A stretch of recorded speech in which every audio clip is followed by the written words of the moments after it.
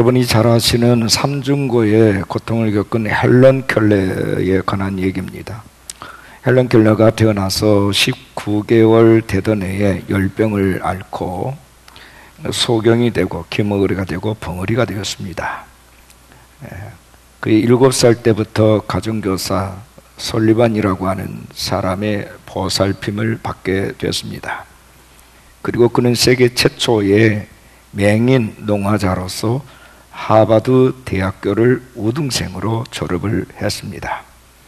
한 번은 헬런 켈러가 영국 런던의 어떤 귀족의 집에 초대를 받게 되었습니다. 헬런 켈러가 갑자기 주인에게 수화로 말을 했습니다. 대개 지금 일하는 두 여자가 있는데 그중 한 사람은 마음이 몹시 괴로운 모양이니까 그를 좀 내게 불러주시면 좋겠습니다. 이 말을 들은 주인은 그럴 리가 없다면서 두 사람을 불렀습니다. 그 얘기를 들은 한 여자가 눈물을 흘리면서 말을 합니다.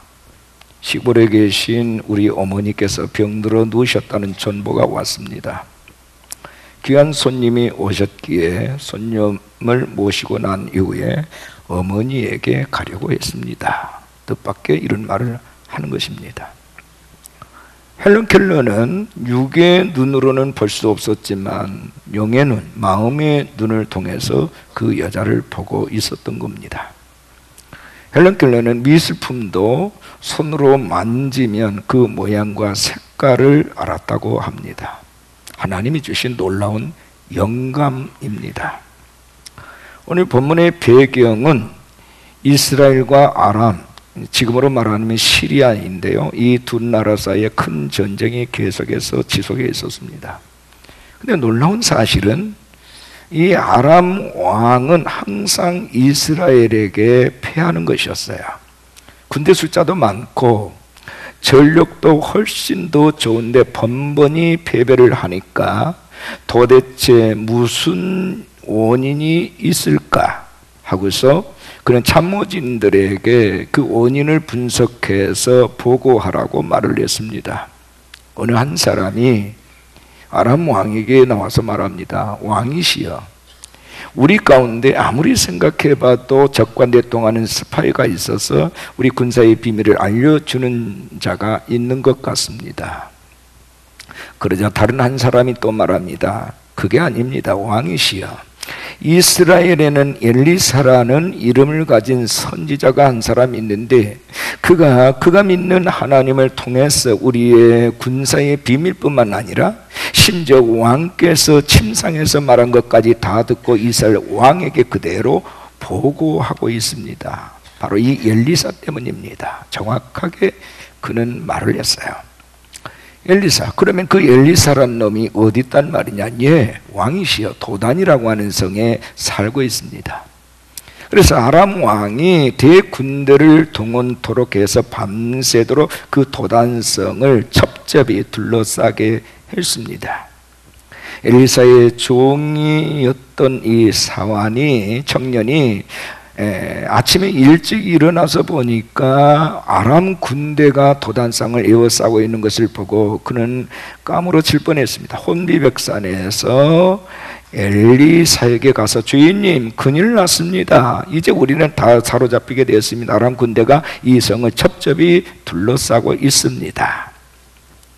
엘리사가 말합니다. 두려워 말라. 우리와 함께하는 자가 저와 함께한 자보다 많으니라 하고서 그를 위하여 이렇게 기도합니다. 주여, 그의 눈을 열어서 보게 하옵소서 하니까 여호와께서 그 청년 사환의 눈을 여시매 그가 보니 불말과 불병거가 산에 가득하여 엘리사를 둘러싸고 있는 것을 보았다. 이런 내용입니다.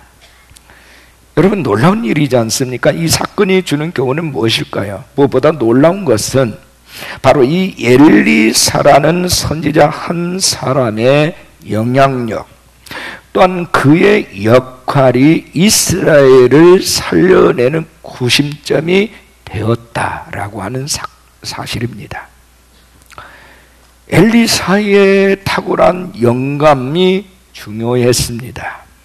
이 영감이라는 게 뭡니까? 하나님의 숨결이라는 루아흐라는 이 하나님의 숨결이 그에게 와 닿았다라는 그런 뜻입니다. 그래서 하나님과의 숨결, 하나님과의 영적인 접촉을 하는 사람들에게 주어지는 하나님의 감동, 이것을 영감이라고 얘기를 합니다. 탁월한 영적 센스를 말하는 것이죠. 엘리사는 그의 스승인 엘리야가 하늘로 들림을 받을 때에 갑절의 능력을 내게 주십시오 하고서 하나님께 부르짖었던 선지자입니다. 그는 곧 응답을 받았습니다. 그 후부터 그의 능력의 사건들이 정말 자기 스승 엘리야보다 갑절로 더 많이 나타났습니다. 엘리야를 통한 하나님의 기적이 성경에 6번 기록이 되어 있는데 반해서 그의 제자인 엘리사에게는 놀랍게도 하나님의 기적이 13번 기록되어 있습니다. 그가 하나님께 간관대로 되어진 것입니다. 하나님의 숨결, 하나님의 누아오는 생명의 근원입니다. 능력을 주시고 우리를 일으켜 세우십니다. 이 누아우에 감동되면 능력이 나타납니다. 남다른 탁월함이 나타나게 되어 있습니다. 오늘 본문의 엘리사는 하나님의 사람으로서 그 영감을, 그 능력을 소유한 사람이에요. 자, 오늘 제목입니다. 우리 한번 따라하겠습니다. 하나님의 사람답게 살라. 옆에 분에게 나누시겠습니다. 하나님의 사람답게 사십시다. 아멘. 정말 중요한 주제이면서도 무거운 주제입니다. 하나님의 사람답게 살라. 저는 3가지를 말씀드릴 겁니다. 하나님의 사람답게 사는 사람들은 언어가 다르다. 창조적인 믿음의 언어를 사용한다. 이게 특징입니다. 본문 16절에 보면 대답하되 두려워하지 말라. 우리와 함께한 자가 그들과 함께한 자보다 많으니라. 엘리사가 그의 사환 이 종에게, 게하시에게 한 얘기입니다. 두려워하지 말라.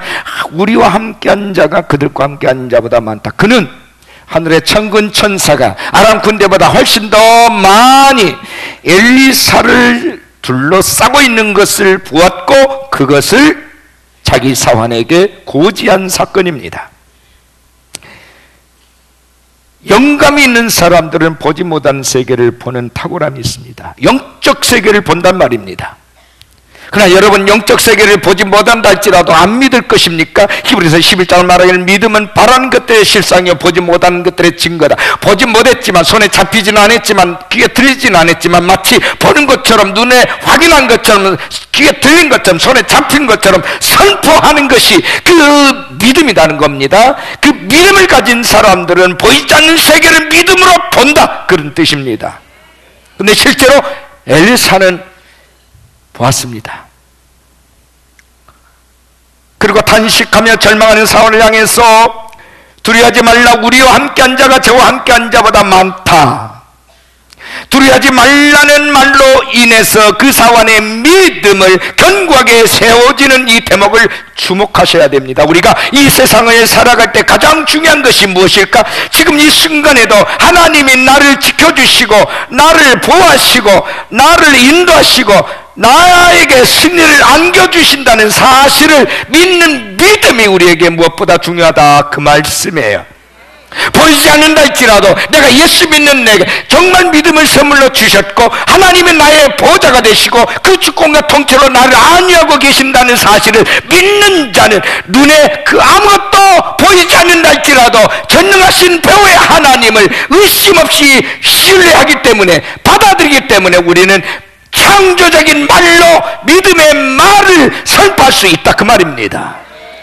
사방을 둘러보아도 사환을 헤아릴 수 없이 많은 아람 군대만을 보았기에 절망의 말을 할 수밖에 없었습니다. 그러나 물리적인 세계가 아닌 영적 세계를 보는 엘리사는 창조적인 믿음의 말을 선포했어요. 여러분, 하나님의 사람들이 말귀를 알아듣는 귀가 열리고 하늘의 비밀을 보는 눈이 열리는데 과연 얼마간의 시간이 필요할까요? 어느 목사님의 경험담이에요. 교회에 출석한 지 얼마 안 되는 어느 성도가 중병으로 입원을 했습니다. 목사님 그에게 신방을 했어요. 신방은 담임 목사님에게 뜻밖의 고백을 이 환자가 하는 거예요. 저희 아버님이 개척교회를 섬기시면서 가족들이 너무나 힘들었습니다. 아버님은 매일 아침마다 가정 예배를 드리면서 우리들에게 예수님을 붙잡으면 다 붙잡는 거고 예수님을 놓치면 다 놓치는 거다, 이렇게 말씀하셨어요. 저는 그 말씀이 너무나도 듣기 싫었어요. 예수님을 붙잡는데도 왜 우리가 이 고생을 해야 하는지 도대체가 이해가 되지 않았거든요. 결국 그는 그 길로 가출을 하고 고학으로 열심히 공부를 했답니다. 그리고 그는 예무고시에 합격을 했고 오랫동안 애교관 생활을 했어요. 그는 자기 아이들을 아버지처럼 신앙을 강요하지 않았다고 합니다. 모든 것을 최고로 해주면서 키웠어요. 그의 자녀들도 모두 대학교 교수들이 되었답니다. 그는 마음속으로 그런 생각을 했습니다. 아버지, 저는 예수님을 붙잡지 않고서도 스스로 해냈어요. 아버지가 틀렸어요. 이런 생각을 했답니다. 그렇게 청춘의 세월이 흘러가고 나이가 들고 늙어서 이제 중병에 걸려서 죽음을 눈앞에 두게 된 거예요. 그는 늦게나마 구원의 은총을 깨달았기에 나는 이제 죽어도 괜찮을 것 같다는 마음이 들었답니다. 다만 자녀들이 마음에 걸리는 거예요. 그래서 그는 자녀들에게 아버지가 예전에 했던 말을 똑같이 들려줬답니다. 예수님을 붙잡으면 다 잡는 거고 예수님을 놓치면 다 놓치는 거다. 그러자 아들이 이렇게 대답을 하더라는 거예요. 아버지, 요즘 많이 약해지셨네요. 평소에 안 하던 말씀을 하시는데요, 왜 이렇게 약해지셨어요? 그때서야 그는 과거에 자기가 틀렸고 아버지가 옳았다는 사실을 비로소 깨닫게 되었다고 고백을 합니다. 그의 아버지는 자기에게 모든 것을 다 주었지만 나는 자기 자녀들에게 아무것도 준 것이 없다는 사실을 이제서야 깨닫게 되었다는 거예요. 그래, 목사님이 이제 내가 후회한들 그날이 다시 내게 오겠습니까? 너무 후회스럽습니다.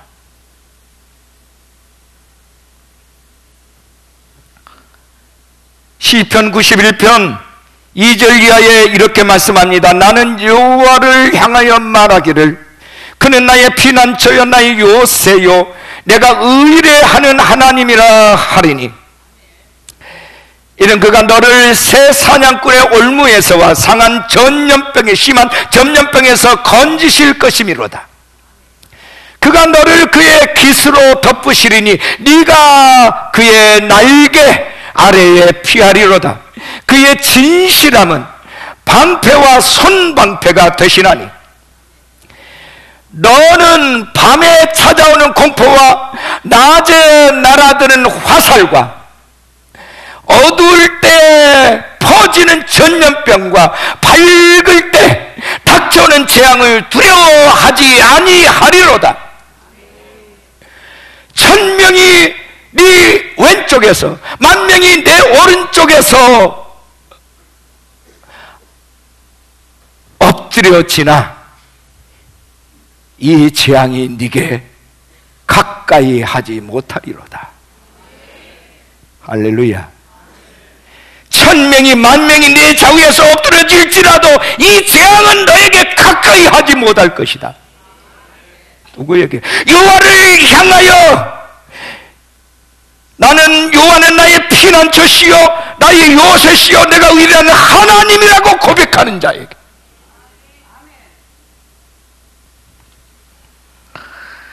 하늘의 영감을 얻고 그분의 능력을 신뢰하는 자는 남이 보지 못하는 것을 보고 남이 하지 못하는 믿음의 말을 선포합니다. 하늘에 영감이 없는 자는 육신의 눈으로 보이는 것만이 전부일 뿐이에요.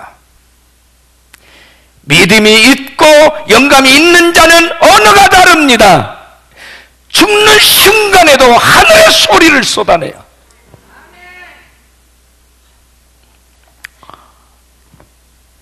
교회를 그렇게 다니면서도 끊임없이 불평과 원망과 절망의 소리와 의심머린 말을 쏟아내는 사람은 예수 믿는 사람이 아니에요. 그의 마음속에 절대자 되신 하나님이 없는 사람이라고요. 하나님을 소유한 사람, 하나님의 은혜의 날개 아래 거하는 사람은 어떤 경우에도 불신과 불평의 언어, 부정적인 언어를 입에 담지 않습니다.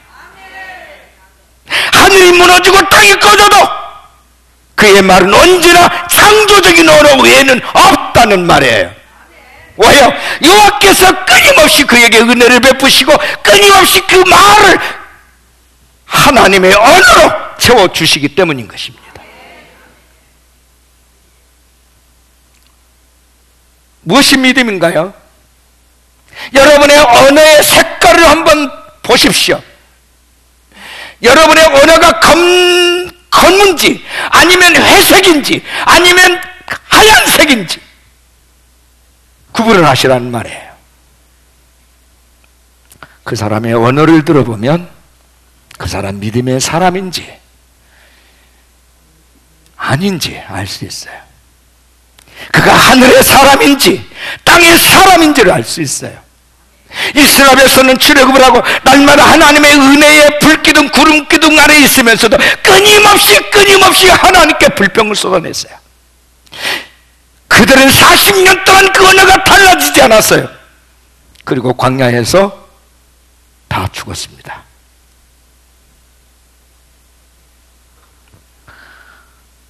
창조적인 언어, 창조적인 말을 쏟아내는 사람이 하나님의 사람답게 사는 것이다. 두 번째는 영역 있는 기도가 살아있는 사람이에요. 본문 17, 18절 말씀을 주목하십시오. 기도하여 이르되 여호와여 원하건대 그의 눈을 열어서 보게 하옵소서 하니 여호와께서 그 청년의 눈을 여시며 그가 보니 불말과 불병거가 산에 가득하여 엘리사를 둘렀더라. 아람 사람이 엘리사에게 내려오매 엘리사가 여호와께 기도하여 이르되 원하건대 저 무리의 눈을 어둡게 하옵소서 하매 엘리사의 말대로 그들의 눈을 어둡게 하신지라. 무슨 말인가요? 엘리사의 기도에 의해서 눈이 열리기도 하고 눈이 어두워지기도 했다, 그 말입니다. 엘리사가 기도한 대로 하나님이 그렇게 응답하셨어요. 집단의 사람 아람 군대, 수많은 군대의 눈을 어둡게도 하고 이제 저 무들의 눈을 열어서 보게 합수다 할 때 또 눈이 열렸어요. 미국의 신학자 R.A. 토레이 박사는 바쁘다고 기도를 못하면 기도를 안 한 만큼 손해를 본다. 기도를 안 하면 안 한 만큼 손해를 보게 된다는 거죠. 교회 생활을 해도 종교 생활을 해도 기도 안 한 사람은 절대로 하늘문이 열리지 않아요. 그가 하는 사업, 그가 꿈꾸는 미래는 결코 열리지 않아요. 왜요? 그 모든 것을 주관하시는 분은 전능하신 하나님이시기 때문입니다. 겸손하게 그분 앞에 엎드려서 아버지 열어주셔야 내가 할 수 있습니다. 아버지가 허락하셔야 나는 가질 수 있습니다. 하나님 앞에 끊임없이 겸손하게 그 보좌 앞에 엎드리는 자에게 하나님이 허락하시고 그 응답으로 말미암아 결과물이 주어진다. 왜? 우리의 지성과 우리의 똑똑함과 내가 알고 있는 어느 재능에 의해서 되어진다면 기도할 필요가 없겠지요. 그는 하나님과 관계없는 사람입니다. 하나님은 우리와 끊임없이 언약의 관계에 있다는 것을 확인하고 우리에게 주지시키기 위해서 끊임없이 기도를 요구하십니다.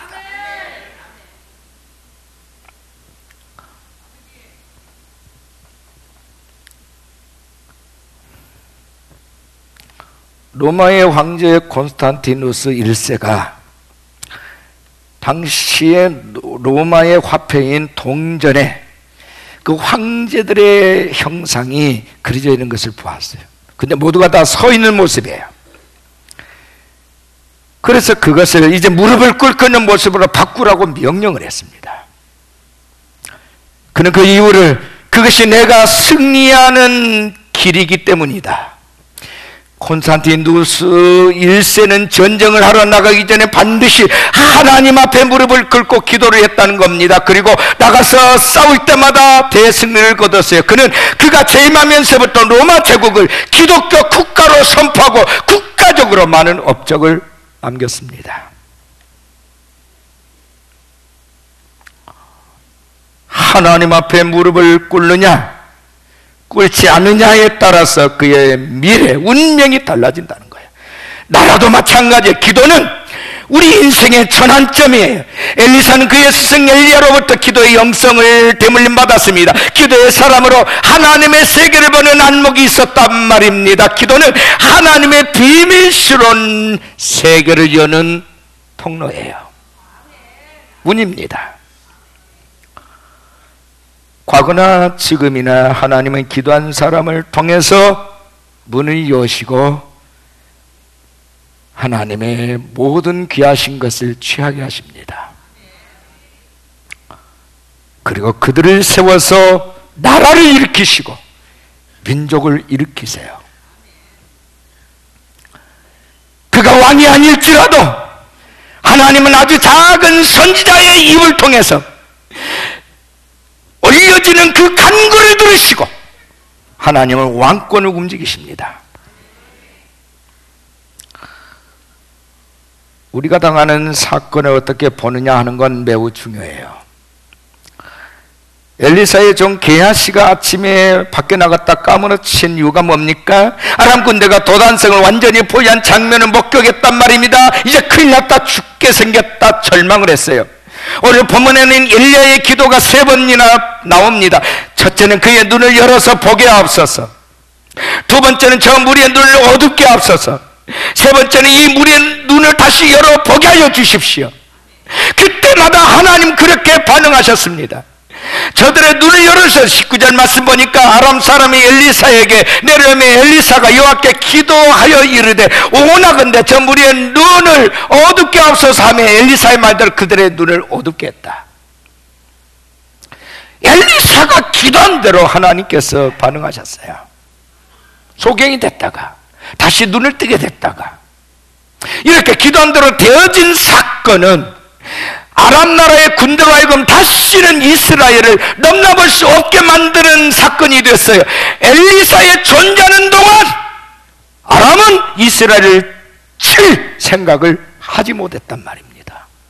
왜요? 엘리사는 이스라엘을 지키는 군대였기 때문에. 그의 스승 엘리야도 이스라엘을 지키는 군대였어요. 엘리사는 그것을 목도했고 그것을 알고 있는 엘리사는 주여 아버지여 내 스승의 갑절의 영감이 내게 있기를 원합니다. 왜요? 그가 살고 있는 시대는 엘리야의 시대보다 더 악한 시대였기 때문입니다. 지금 여러분을 우겨싸고 있는 억누르고 있는 것이 무엇입니까? 도대체 무엇 때문에 고민하고 계세요? 물질 문제인가요? 건강인가요? 자녀 문제예요? 사업이 염려가 되고 걱정이 되십니까? 기도하시기를 바랍니다. 전능하신 하나님께 엎드리셔야 합니다. 하나님께서 어려운 시험을 피할 수 있는 지혜를 주실 것이고 어려움을 이길 수 있는 힘을 주시고 해답을 주십니다. 또한 길을 열어 주실 줄로 믿습니다. 저는 능력이 없는 사람이에요. 그래서 늘 끊임없이 지난 36년의 세월을 하나님께 엎드렸어요. 주여 이 교회의 주인은 예수님이십니다. 교회의 머리는 주님이세요. 주님이 끌고 가셔야 될 주의 몸입니다. 주여 나는 무익합니다. 나는 바보입니다. 나는 어리석습니다. 나는 지혜가 부족합니다. 나는 아무것도 할 수 없습니다.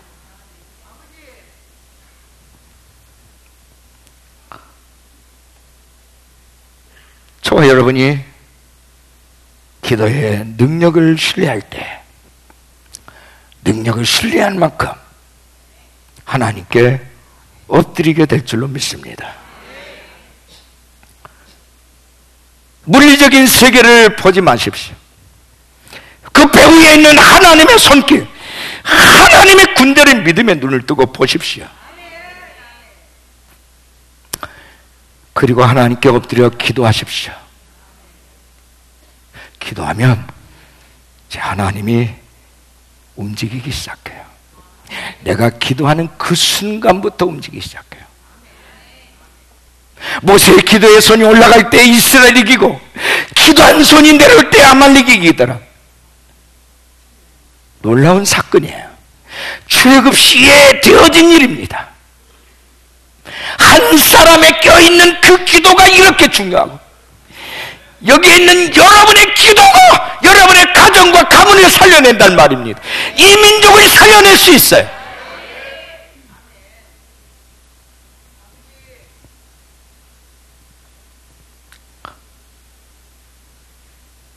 기도의 영권을 얻어서 본인뿐만 아니라 믿음이 부족한 사람들에게도 영적인 세계를 펼쳐보일 수 있는 하나님의 사람들이 되어지기를 축원합니다. 여러분이 보고 있는 하나님의 보좌를 주변에 있는 사람들이 함께 볼 수 있도록, 여러분이 굳게 믿고 신뢰하는 아버지의 전능하심을 같이 서 있는 사람들이 함께 그것을 신뢰할 수 있도록,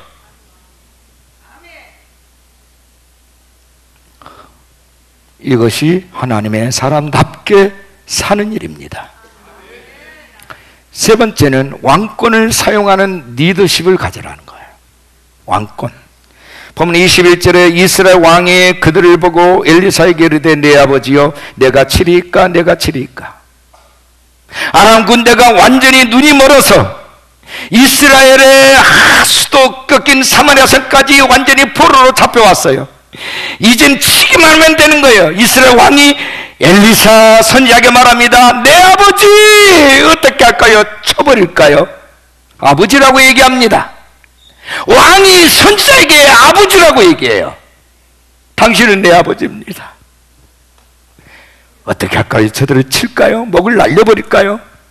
아니, 보면 22절을 보면 대답하되 치지 마소서. 칼과 활로 사로잡은 자인들 어찌 치리까. 떡과 물을 그들 앞에 두어 먹고 마시게 하고 그들을 주인에게 돌려보내소서. 잘 대접해서 아람 왕 주인에게 돌려보내십시다. 여러분 보십시오. 여호와 하나님의 능력과 권세 아래에 있는 자의 여유와 관용이에요.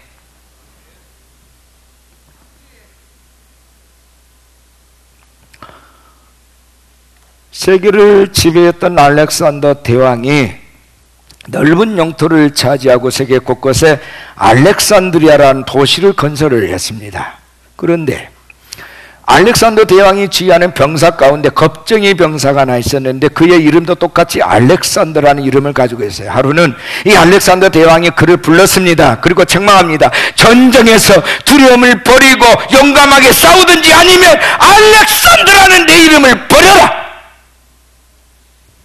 오늘 주님께서 우리에게 말씀하십니다. 하늘의 군사답게 나가서 싸우는 그리스도인이 되든지 아니면 그리스도인이라는 이름을 버려라.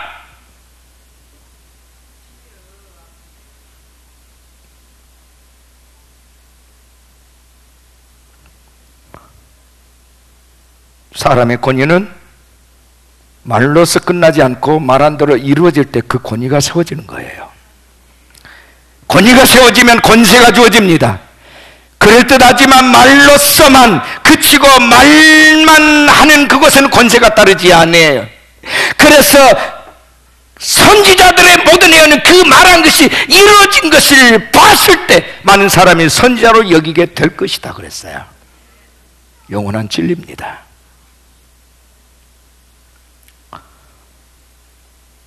예수를 믿는 모든 그리스도인들은 사실 하나님의 사람들 아닙니까? 이 말은 곧 믿는 자들에게 주시는 하나님 나라의 권세를 모두 다 가지고 있다는 뜻입니다. 이것이 믿는 자들에게 따르는 권세예요. 당연히 우리에게는 가지고 있어요. 특별히 성인의 좋은 인물이 아니란 말입니다. 목사인에게도 성도인 여러분에게도 다 이 왕권이 있어요. 엘리사는 하나님의 사람으로서 이미 가지고 있는 그 왕권을 누리고 사용하는 사람이었습니다. 믿는 자들의 최고의 가치는 무엇일까? 바로 이 권세의 줄을 붙잡고 사는 거예요. 바로 하늘 왕권의 행사하며 사는 사람이에요. 예수를 영접하는 그 순간부터 하나님의 나라가 우리에게 임했고 하나님 나라의 왕권이 우리에게 주어진 겁니다. 근데 많은 사람들이 끊임없이 하늘의 왕권을 행사하면서 아버지의 나라를 일으키는 것을 보면서도 많은 사람들이 그것을 부정을 하며 살아요. 많은 사람들이 그걸 인정하지 않아요. 내 사전에 이런 일이 결코 있을 수 없다. 아주 패배주의에 잡혀서 살아요. 여러분, 무엇에 잡혀서 내가 예수를 붙잡는 거 아니에요. 주님이 나를 붙잡으시는 거예요. 우리가 그 선만 뿌리치지 않으면 사는 거예요.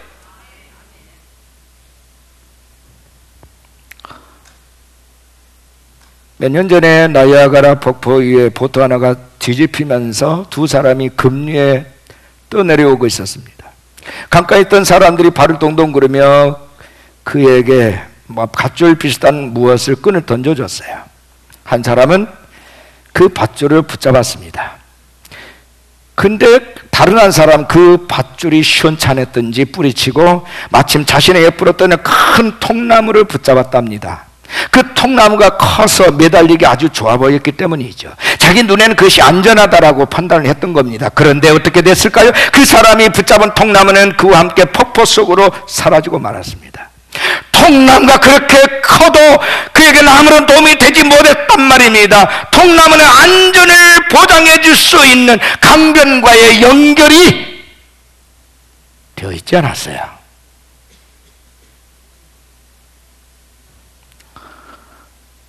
오직 예수 그리스도, 오직 예수 그리스도의 줄만이 안전합니다.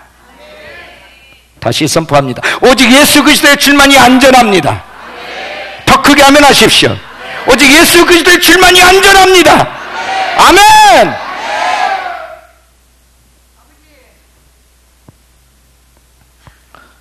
우리의 삶의 중심에서 역사하시고 축복하신 주님의 능력을 바라보시기를 바랍니다.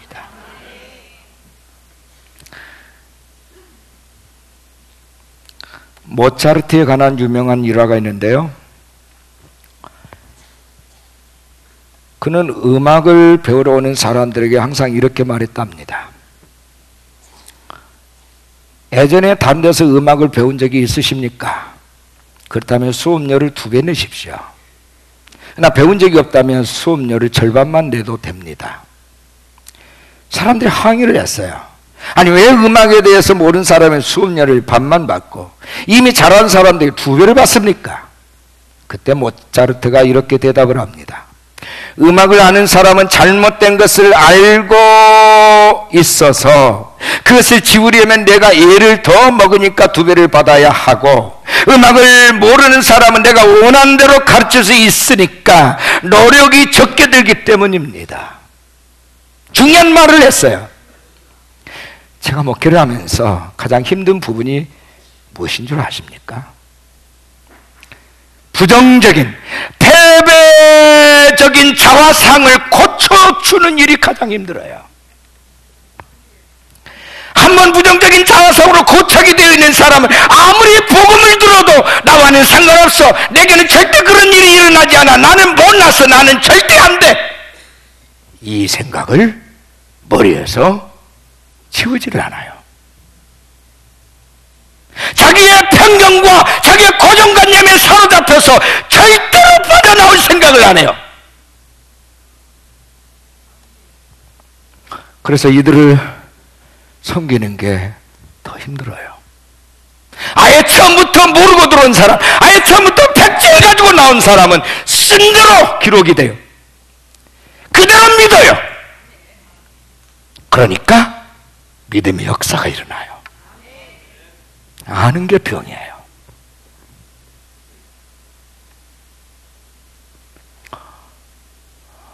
여러분 뭘 알고 계시죠? 여러분 여러분의 본성 안에 자리 잡고 있는 여러분의 DNA가 무엇입니까? 교회를 다니면서도 끊임없이 세상적인 논리에 갇혀서 합리적인 이성적인 것, 내가 똑똑하고 잘난 것, 내게 어떤 노하우가 있고 어떤 재능이 있는 것, 그것 여러분 믿고 싶고 의지하고 싶으시나요? 그거 버리지 아니하면 예수를 만날 수 없어요. 나를 따르는 자는 자기를 부인하고, 이 부인하라는 말이 무슨 말인 줄 아세요? 죽는 거예요. 거기에서부터 거듭남이 시작이 돼요. 거기서부터 하나님의 창조적인 일이 시작이 돼요. 이전 것은 지나갔으니 보라색, 이전 것은 지워버리시기를 바랍니다. 없는 것 취급하십시오. 명예도 자랑도 재물도 여러분 똑똑함도 잘난 것도 다 지우시란 말이에요. 주님, 나는 아무것도 아닙니다. 내게 지금 필요한 것은 주님 한 분이십니다. 주님의 성품과 주님의 지혜와 주님의 영감과 주님의 기질로 채워주십시오. 나는 주님이 없으면 아무것도 없는 자입니다. 주님이 있으면 모든 것을 가진 자입니다. 이걸 진실로 여러분이 고백할 수 있어야 합니다. 이것이 예수 믿는 거예요. 예수님이 나의 인생의 100%. 이것이 고백되지 않는다면 여러분 지금 종교생활하고 있는 거예요.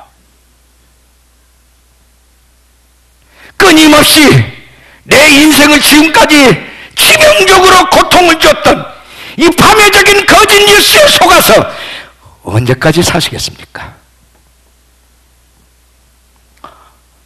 이제는 벗어나야 될 때 아닙니까?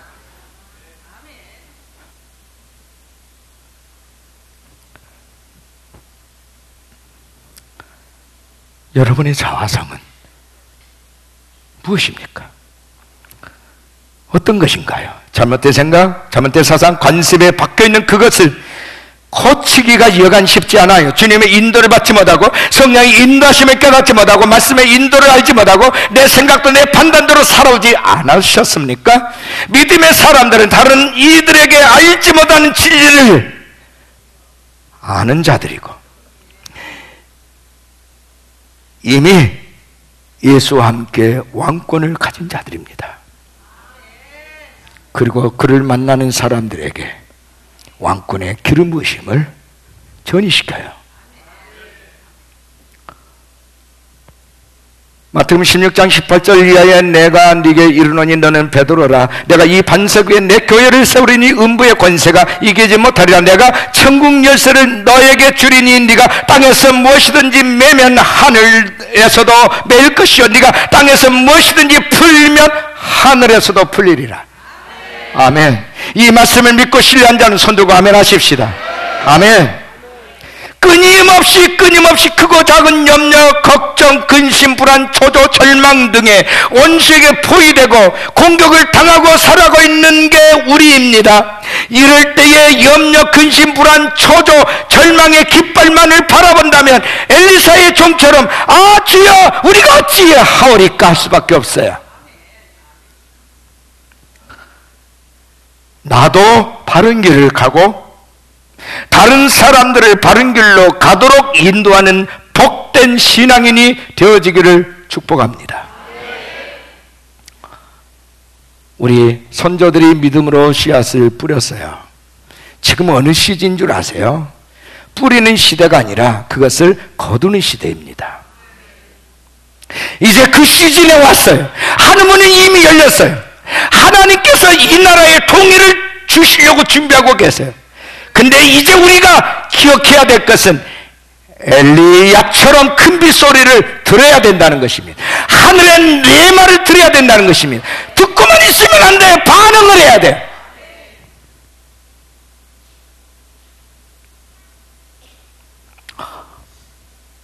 제가 몇 달 동안 다니엘 9장을 매주 금요일마다 강연을 했어요. 근데 이번에 데이빗 데미안 목사님도 그 말씀을 전하더라고요. 다니엘이 오늘날 에레미야서를 읽다가 에레미야 29절 내용에 주목을 하게 돼요. 이스라엘의 회복의 때 70년의 때가 때에 대한 말씀이에요. 그리고 계산을 해보니까 바벨론에 포로로 끌려갔던 그 시점도 계산해보니까 이제 70년 있다가 꽉 찼어요. 그래서 그가 어떻게 합니까? 벼옷을 입습니다. 그리고 죄를 뒤집었습니다. 그리고 그 조상들의 죄를 자기 죄처럼 해결을 합니다. 그리고 이 민족을 회복시켜주려고 하나님 앞에 간절히 기도합니다. 하나님이 언약한 때가 되자 그가 하나님 앞에 무릎을 꿇고 그 언약의 말씀을 이루시옵소서라고 기도를 합니다. 그게 다니엘 9장의 말씀이에요. 지금 한국교회가 이게 필요한 시즌에 왔다고 얘기했어요. 저도 100번 1000번 동의합니다. 한국교회가 열심히 하나님 앞에 엎드려서 기도했던 그 기도를 잃어버렸어요. 상실했습니다. 기도할 힘마저도 내지를 못하고 있어요. 절망, 실패지. 그러면서 끊임없이 정치권을 향하여 말을 합니다. 우리를 살려달라고. 여러분, 대통령이 우리를 살리는 게 아니에요. 어떤 정치적인 모션들이 우리를 새롭게 하는 게 아니란 말입니다. 물론 하나님은 그들 배워서 그들을 일정 부분 쓰십니다. 그러나 모든 것을 결정하신 분은 전능하신 하나님이세요. 우리는 그분 앞에 무릎을 꿇어야 하는 거예요. 아시잖아요. 이는 힘으로 되지 아니하고 능으로 되지 아니하고 오직 여호와의 영으로 된다는 말씀을 아시지 않습니까? 내가 말세 내 남종과 여종에게 성령을 부어주리니 너희 자녀는 예언할 것이요 젊은이 환상을 보고 늙은이는 꿈을 꾸리라. 예언이나 환상이나 꿈은 같은 얘기예요. 하나님의 세계를 보는 영안이 열린단 말입니다. 그리고 그렇게 반응한다는 뜻이에요. 그리고 하나님의 손잡고 그 여정을 같이 간다는 뜻이에요. 이것이 저와 여러분에게 있느냐는 거예요.